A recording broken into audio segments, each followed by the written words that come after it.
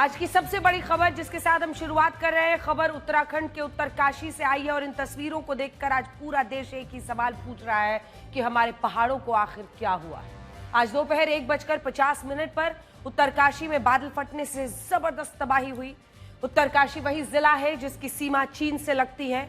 इस इलाके में हर साल भारी बारिश और बाढ़ की घटनाएं होती हैं, लेकिन आज जो हुआ उसकी उम्मीद किसी को नहीं थी।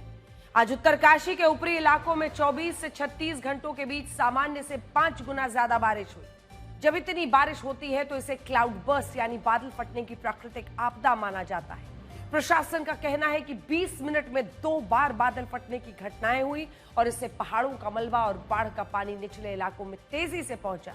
इसकी रफ्तार 43 किलोमीटर प्रति घंटा बताई जा रही है।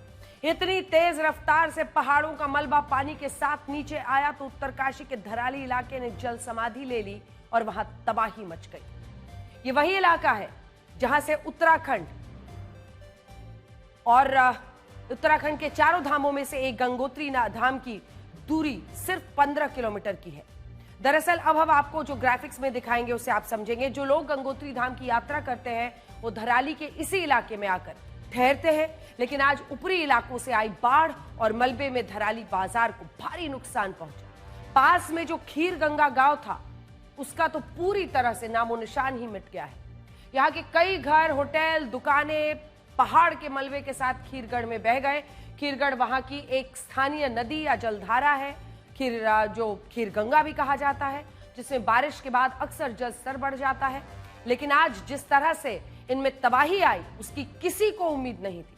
अगर आप इन तस्वीरों को देखेंगे तो लोग इस जल प्रलय का शोर सुनकर भागने की कोशिश कर रहे थे, लेकिन पलक झपकते ही सिर्फ कुछ सेकंड्स में पूरे इलाके ने जल समाधि ले ली। बड़ी बड़ी इमारतें जमींदोज हो गई, कई लोग लापता हो गए। इस आपदा ने सेना के कैंप को भी निगल लिया, जिसमें 10 जवान लापता बताए जा रहे हैं और इनमें से एक जूनियर कमीशन्ड ऑफिसर यानी जेसीओ भी शामिल है। अब तक इस घटना में 4 लोगों की मौत की पुष्टि हुई है। 50 लोग लापता बताए जा रहे हैं।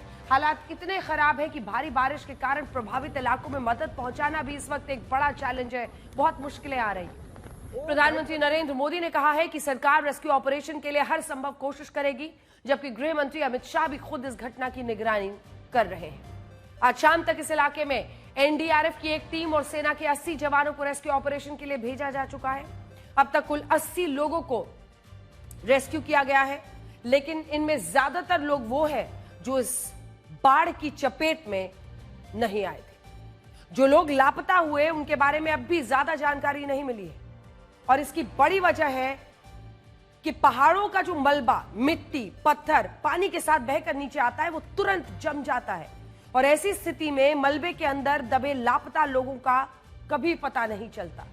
ये एक बहुत बड़ा चैलेंज है। जब भी पहाड़ों पर इस तरह की त्रासदी आती है तो जिस तरह से मलबा वहां पर पसर जाता है, जम जाता है, अगर कोई उसके नीचे दब गया है तो उसके बारे में कोई भी जानकारी निकालना मुश्किल है। इसी साल जून 2025 में उत्तरकाशी के ही इलाके में बादल फटने के बाद 9 मजदूर लापता हो गए थे, जिनमें से 7 मजदूरों का शव आज तक नहीं मिल पाया है। इसी तरह हिमाचल प्रदेश के मंडी जिले में भी जो बाढ़ और पहाड़ों का मलबा आया था उसमें लापता हुए कई लोगों का आज तक पता नहीं चल पाया है।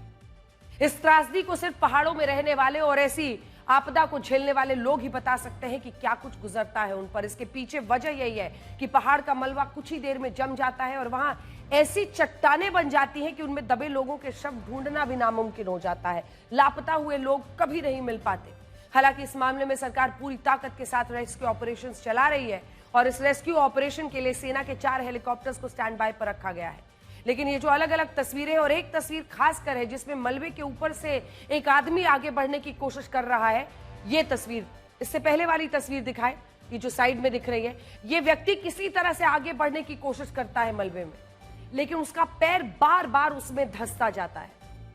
ये देखिए, ये जो पूरा ये मलबा आता है ना, मतलब इसको आप समझ लीजिए कंक्रीट की तरह यहां पर जमने लगता है। उसमें पैर रखना, उस पर चलना, सब कुछ मुश्किल हो जाता है।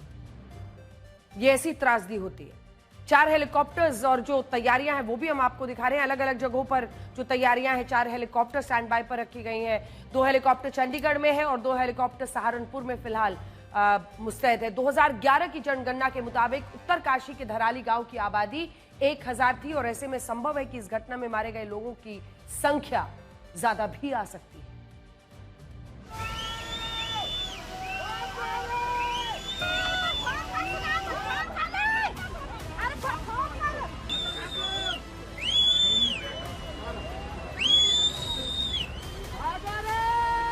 धराली बर्बाद हो गया।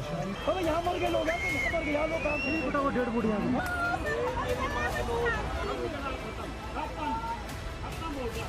ये 5 अगस्त बहुत ही गलत है। 1978 में इसी 5 अगस्त को कन्नौड़िया नामक स्थान पर बाढ़ आई थी। आज धराली में जो ये मंजर दिखाई दे रहा है ये बहुत कठिन है, बहुत अविश्वसनीय, कल्पनीय है, अकथनीय है, जिसके बारे में कुछ कहा नहीं जा सकता है। ये तो आई वाला याद आ रहा है।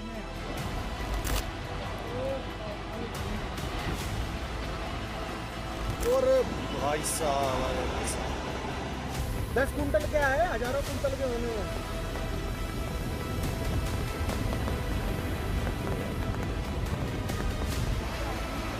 आदमी पूरा भरा हुआ है। आदमी है इसमें, आदमी है, आदमी है उसमें।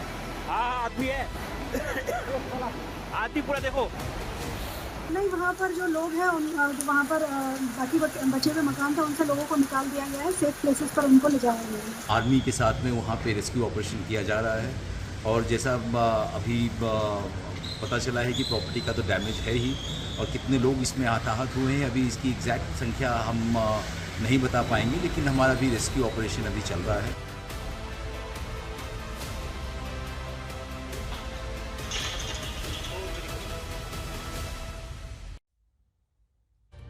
ये तस्वीरें जितनी बार भी देखिए इंसान अंदर से हिल जाता है। उत्तरकाशी के धराली को भूस्खलन और प्राकृतिक आपदाओं के लिहाज से काफी संवेदनशील, बहुत सेंसिटिव माना जाता है और इसके पीछे 3 बड़ी वजह है। यहाँ सामान्य से ज्यादा बारिश होती है, यहाँ की मिट्टी में तेज पकड़ नहीं है, हल्की मिट्टी है, जिसके कारण भूस्खलन यानी मिट्टी के दरकने से पहाड़ टूटने की घटनाएं बहुत ज्यादा होती हैं, भूस्खलन। और तीसरा बड़ा कारण यह है कि इंसानों ने यहाँ विकास के लिए पहाड़ों के सीने को अंदर तक खोद डाला है। इनमें भी गढ़वाल क्षेत्र ज्यादा प्रभावित हुआ है, जहां की मिट्टी और चट्टानों की संरचना ऐसी है कि ये भारी बारिश में आसानी से ढह सकती हैं। इस घटना में भी ऐसा ही हुआ है। उत्तराखंड की अलग अलग सरकारों में हर बार इस बात को माना गया कि गढ़वाल क्षेत्र में जिस तेजी से सड़कें, पुल, होटल, दूसरी इमारतें बन रही हैं, वो इस क्षेत्र के लिए खतरनाक हो सकती हैं, लेकिन किसी भी सरकार ने इसे रोका नहीं। अगर रोका होता तो आज धराली में शायद ये जल प्रलय इस रूप में नहीं आती। आपको याद होगा जब 2013 में केदारनाथ में इसी तरह से भारी बारिश के बाद तबाही मची थी, तब सुप्रीम कोर्ट ने कहा था कि उत्तराखंड की सरकार को गढ़वाल क्षेत्र में विकास से जुड़ी परियोजनाओं पर नजर रखनी चाहिए। और हमारी सरकार ने भी सिर्फ नजर ही रखी, इसके अलावा कुछ नहीं किया। ये सरकारें सोचती है कि ये पहाड़ एक वेकेशन स्पॉट है, जहां दूसरे राज्यों के लोग छुट्टियां मनाने आ सकते हैं। बिना देखे हुए, सुरक्षा के मापदंड को माने हुए आप अंधाधुंध विकास कर सकते हैं और इन पर्यटकों से सरकार अपना खजाना भर लेगी। इस सोच के साथ हम आगे बढ़ते हैं, लेकिन हमारी सरकारों को यह भी देखना होगा कि वो किस कीमत पर पर्यटन के लिए हमारे पहाड़ों का इस्तेमाल कर रही है। ये घटनाएं चीख चीख कर कुछ बता रही हैं। उत्तरकाशी का धराली गांव गंगोत्री धाम से सिर्फ 15 किलोमीटर दूर है और एक जमाने में यहां ना के बराबर बड़ी बड़ी इमारतें नहीं होती थी, लेकिन जैसे जैसे गंगोत्री धाम आने वाले पर्यटकों की संख्या बढ़ी, वैसे वैसे यहां विकास के नाम पर होटल, बाजार, दुकानें, रेस्टोरेंट्स बनने लगे।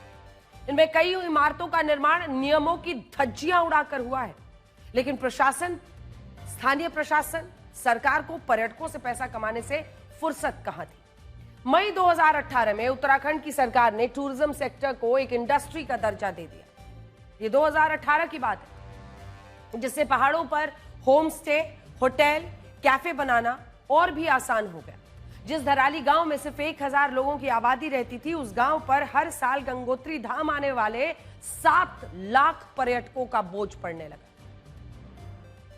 और इस इलाके में विकास के नाम पर विनाश शुरू हो गया। इस विनाश की कहानी भी उन जंगलों से लिखनी शुरू हुई जो उत्तराखंड के रक्षा कवच माने जाते थे।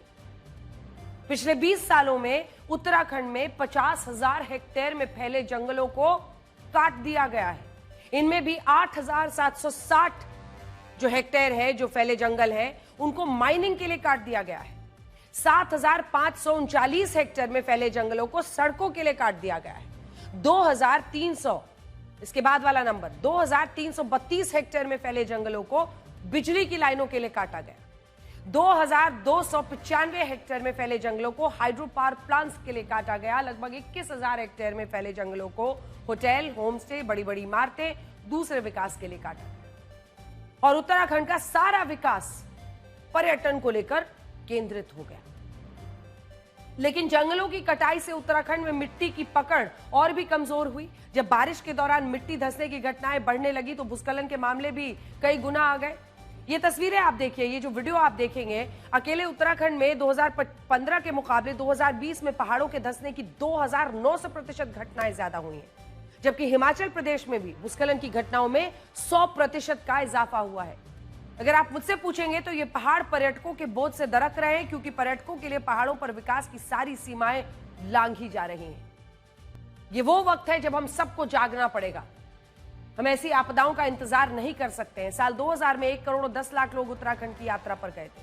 2012 में संख्या डबल से ज्यादा, 2 करोड़ 80 लाख, 22 में 5 करोड़ 35 लाख, और अब अनुमान है कि साल 2026 में 6 करोड़ 70 लाख लोग एक साल में उत्तराखंड में घूमने के लिए जाएंगे। सोचिए, जिस उत्तराखंड की आबादी, खुद की आबादी 1 करोड़ 25 लाख है, अगर वहां राज्य की आबादी से 4 गुना लोग एक साल में छुट्टियां मनाने जाते हैं, तो क्या उत्तराखंड के पहाड़ पर्यटकों का ये बोझ सह पाएंगे? बिल्कुल नहीं सह पाएंगे। और आज भी वहां यही हो रहा है। अगर नियमों को माने बिना, अगर अंधाधुंध वहां पर विकास के नाम पर पेड़ों को काटा जाएगा, जंगलों को काटा जाएगा, घर बनाए जाएंगे, परिस्थितियां खराब होंगी, इरोजन होगा, जो जमीन है उस पेड़ों की उस पर पकड़ कमजोर होगी, और फिर जब इस तरह से भारी बारिश होती है तो उसके बाद से कोई हिसाब किताब बचता नहीं है। आज आप चाहे तो इस विनाश को, इस विकास की कीमत भी कह सकते हैं, जिसे आज उत्तराखंड ही नहीं बल्कि हिमाचल प्रदेश के आम लोग भी चुका रहे हैं।